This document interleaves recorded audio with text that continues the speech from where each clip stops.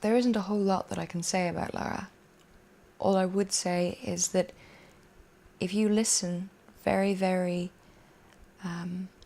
succinctly, if you listen to everything that she says, she will give you more knowledge than you could possibly grapple with as to how to face the little difficulties in life. She is such wisdom for such a young lady. As you can imagine, living in London, it's so exciting at first, and I think if you have loads of money, it's probably much easier. But I think it got the better of me in the end, because I got diagnosed with breast cancer when yeah, so I was 31 when I was diagnosed. But I do believe that it must have been the stress and maybe the pollution, and I just think it got the better of me. I was in a place where I was kind of like, oh, I'm doing temping jobs, what am I doing with my life?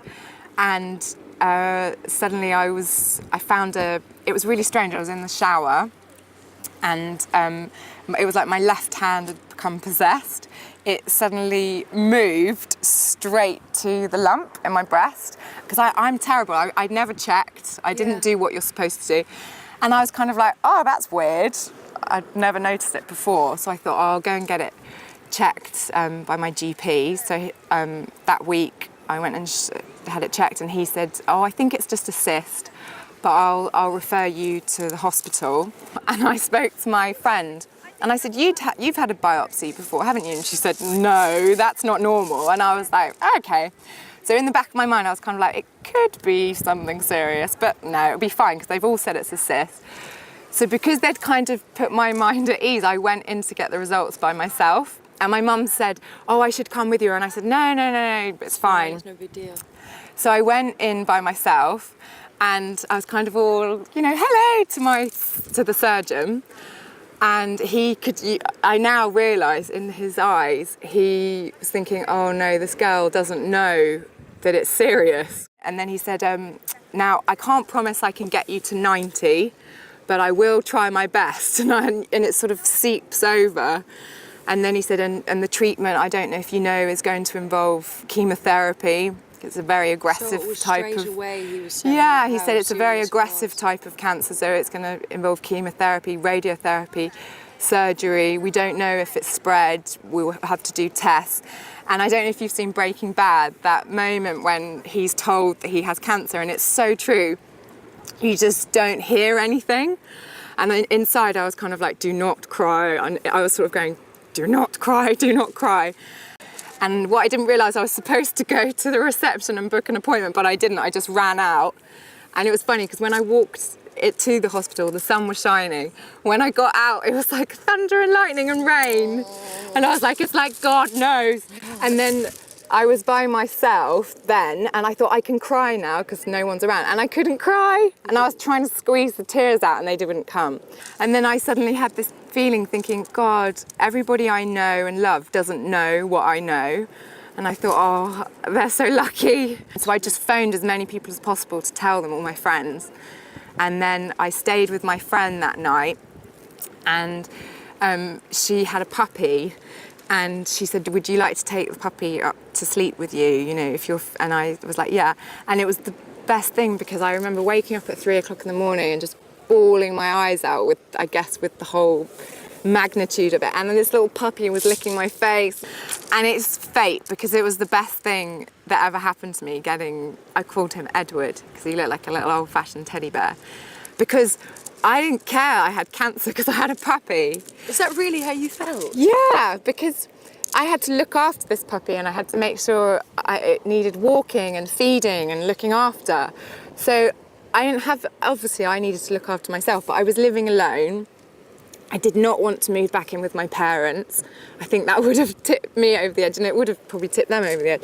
And they were worried about me living alone, but because I had this puppy, they were like, okay, she's not alone. And I never felt alone then. I was in hospital for 4 days, literally the day after Christmas.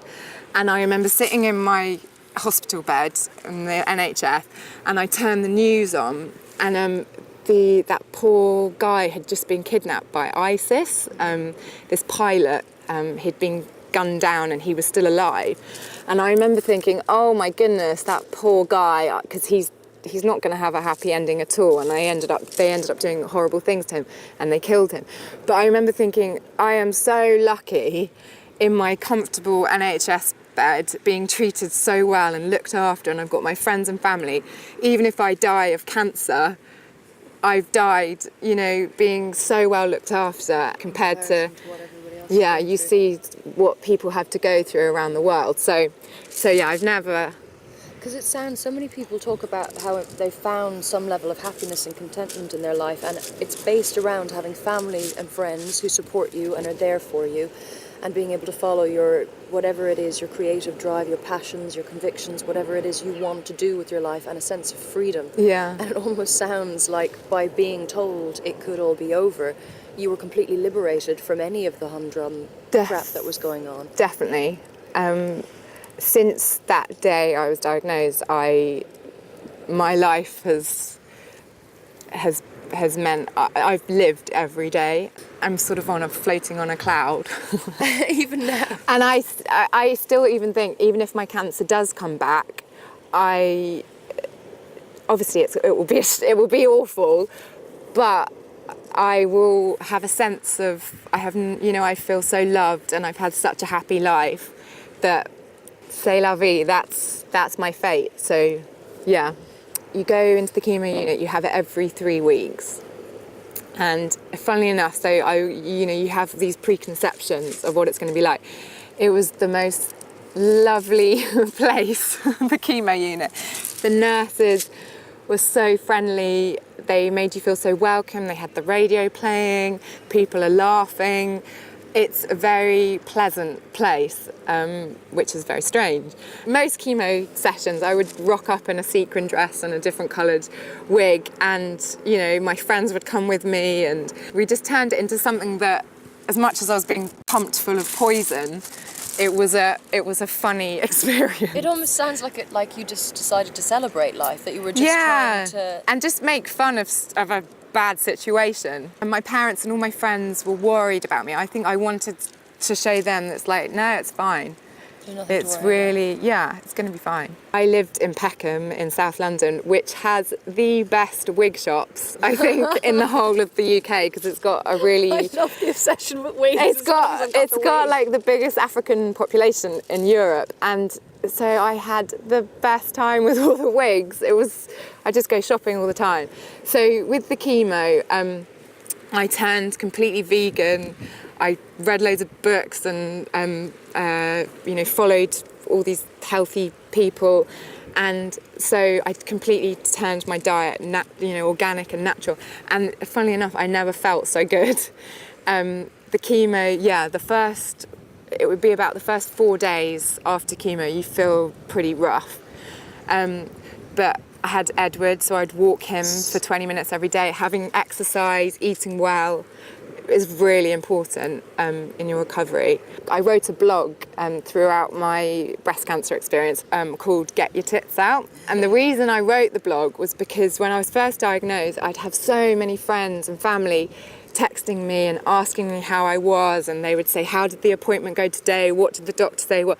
And I was constantly texting people, and I just thought, oh, this is too much. And I thought, right, I'm going to write it all down, and then everyone can, if they want get to... access to it. Yeah. And it's called Get Your Tits Out. It's a kind of a humorous a take on what I went through, and because there's so many funny moments, and it's all, it's a lot of toilet humour, and a lot of breast cancer awareness. I think all awareness is amazing, but a lot of it is pink and pink ribbon and beautiful celebrities wearing pink underwear, and it's so far from that. It's a lot of constipation, doctors examining your arse in A&E, at midnight. It's a lot of funny stuff that you don't expect that you'd ever go through. My fiance, he has cystic fibrosis, and he's been told since the age of about 4 that he could die, at any time, and that he wouldn't make it to his 20s, and he's now 33, and he is very philosophical, and he really puts my mind at ease. So he's read lots of books and he's very open-minded. And we both strongly believe in reincarnation, and that this isn't your only life, and that each life is a lesson. In each life you progress and you can work on certain things that you need to work on, and yeah. This can't just be it. I don't believe that at all. Did you believe it before getting cancer? I have always been pretty open-minded, but even more so since this whole experience. I'm one of those people that I believe in fate. I believe in not magic like in Harry Potter, but I believe in magical things happening, and that whole thing of if you give off positivity, it comes back to you. I surprise visited him down at hospital in Southampton, and he said, "What are you doing here?" And I was like, "Oh, do you know what day it is today?" And he was like, "Monday." And I was like, "It's the 29th. Do you know what that means?" And he was like, "No." And I said, "Oh, I've made you a cake." And it was in the shape of a heart, and it said, "I love you, Mikey, marry me." And he was like, "Oh my God." And then I bought him this like green diamante skull ring. And he said yes. And yeah, we're getting married in 2 days' time. That's incredible. on the bandstand on the beach. Where you met? Yeah. And it felt so natural, and I just wanted him to know that, you know, where he's going through such a tough time at the moment, that I wanted him to know that I'm not going anywhere, and I'm going to be with him through all of the tough times.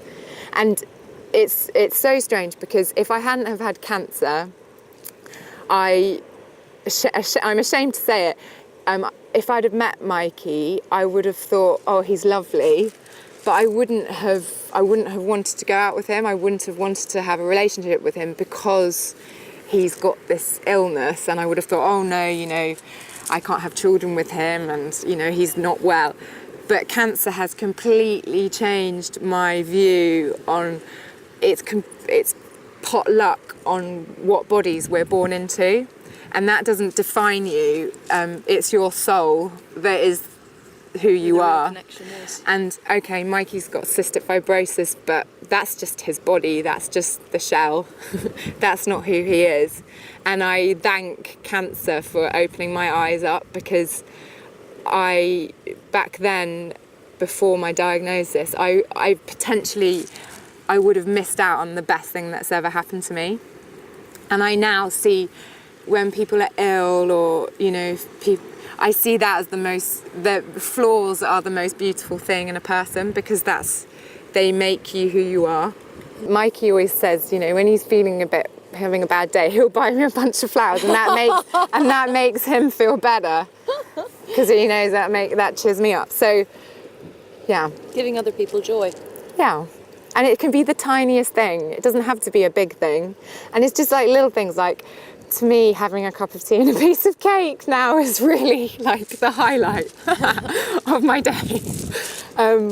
Yeah, so it's the tiny things. It doesn't have to be a huge thing. He might live for another 10 years. He might live for longer than that. He might live for less than that. But I am so lucky that I have found the love of my life.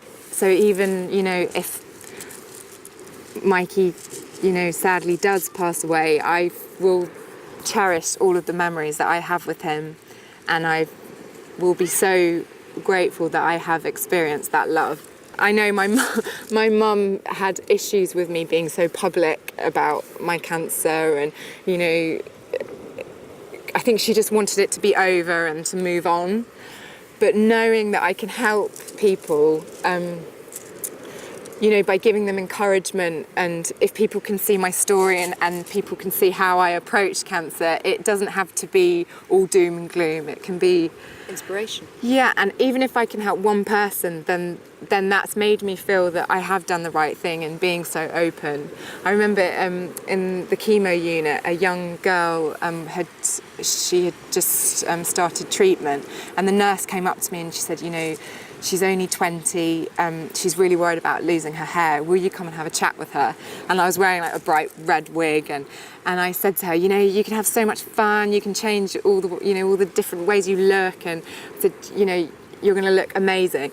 Anyway, the next time I saw her, she was actually having chemo on her 21st birthday, and she had her birthday cake and her balloons, and she was wearing this amazing afro wig with like pink bits, and she looked incredible. So it's like, if I can, you know, just help even one person, then I'm so pleased. I've got a friend who, she has a brain tumour, and she doesn't know, you know, she's the same age as me, she doesn't know how long she's got, but she told me a quote that she always lives by, and she said, does it tire or inspire you? And I think that's a really good thing. If you're ever questioning, you know, whether to go out, whether to go to that party, you say, will it tire or inspire me? And I think, yeah, that's a good thing to live by. You know, I've had friends in the past where I knew they couldn't reply to me, and you just say to them, look, I don't want you to reply, I just want you to know I'm here. I'm thinking of you. And also don't offer help. And then when somebody says, okay, and then be like, oh, actually, I can't help. So don't offer help if you can't give it. Just send a card or something. But, you know, only offer help if you genuinely can give it. But don't ever ignore, basically. Just, you know, you're never doing the wrong thing by telling someone that you're there for them. Make them feel loved. Yeah, exactly. I think you're a good lesson in love.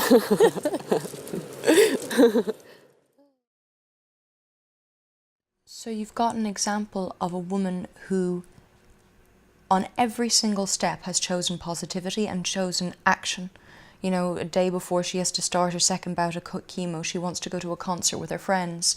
She takes up a little puppy dog the second that she hears she's sick because, well, I don't know why, but just because it's a positive thing to do. She writes a blog and she finds a way of releasing the tension, releasing her feelings and her emotions. She continually puts positivity out into the universe, and so that it comes back. No matter how bad it is, she chooses gratitude. She chooses to see her blessings. She chooses to see the light all the time. And I think most of us find that very, very difficult to do on a daily basis, let alone being in dire circumstances as she was. And choosing, as she said, choosing to fall in love with a man that might not make it into old age, doesn't care. And funnily enough, they've made it all this time down the road because she chooses the here and now. When you realise that that's all you actually really have, it seems that your life blossoms and flourishes even in circumstances that all logic, reason and rationale dictate that it couldn't. She's a lesson in hope.